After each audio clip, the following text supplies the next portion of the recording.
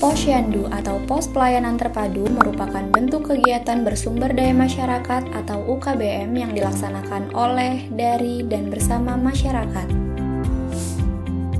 Mengapa perlu ke posyandu? Posyandu diperlukan dalam memantau tumbuh kembang anak. Dan juga orang tua balita akan mendapatkan pengetahuan mengenai kesehatan dan gizi anak.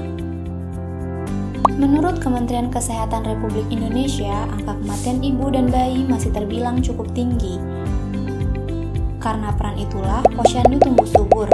Hingga saat ini, Indonesia memiliki lebih dari 268.000 posyandu. Dalam meningkatkan kesehatan balita, tidak hanya seorang ibu saja yang berperan dalam memantau tumbuh kembang anak. Peran sang ayah juga penting dalam keikutsertaan guna memantau kesehatan ibu dan anak. Pelaksanaan 5 langkah kegiatan posyandu antara lain: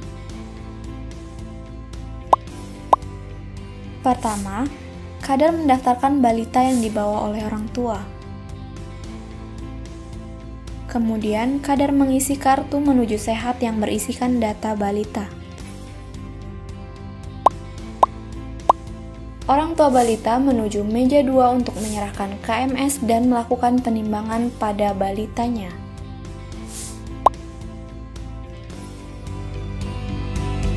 Mengapa balita perlu ditimbang? Balita ditimbang untuk memantau pertumbuhan anak, memantau kesehatan anak, dan mencegah terjadinya masalah gizi.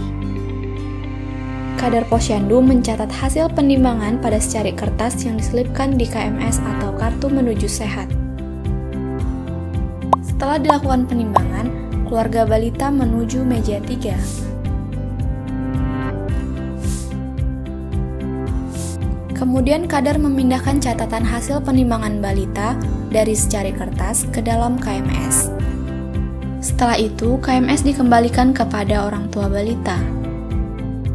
Langkah berikutnya, orang tua balita menuju pos selanjutnya untuk mendapatkan penyuluhan dari kader yang berupa pemberian ASI eksklusif mulai dari balita berusia 0 sampai 6 bulan, hidup bersih, makanan bergizi,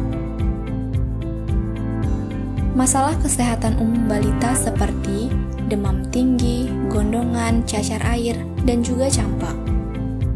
Pemberian makanan tambahan atau yang biasa disebut PMT. Balita berusia 7-9 bulan mendapatkan makanan yang disaring dan tekstur makanan yang lumat atau kental. Balita berusia 10-12 bulan mendapatkan makanan yang dicincang, dipotong kecil-kecil, serta diiris-iris. Dan balita yang berusia 12 bulan ke atas mendapatkan makanan yang dimasak seperti biasa. Pemberian vitamin A. Balita berusia 6-11 bulan mendapatkan kapsul biru, sedangkan balita berusia 12 bulan sampai 59 bulan mendapatkan kapsul merah. Penanggulangan diare dengan pemberian Oralit. Serta pertumbuhan anak yang harus dipantau oleh orang tua mulai dari usia 3 bulan balita dengan leher yang kuat, 6 bulan balita mulai duduk, 9 bulan balita mulai berdiri, dan 12 bulan balita mulai berjalan. Yang terakhir, petugas kesehatan memberikan pelayanan berupa imunisasi kepada balita guna mencegah balita terkena penyakit polio, campak, TBC, difteri, pertusis atau batu rejan, tetanus, dan hepatitis B. Jadi, tunggu apa lagi? Ayo rutin ke posyandu.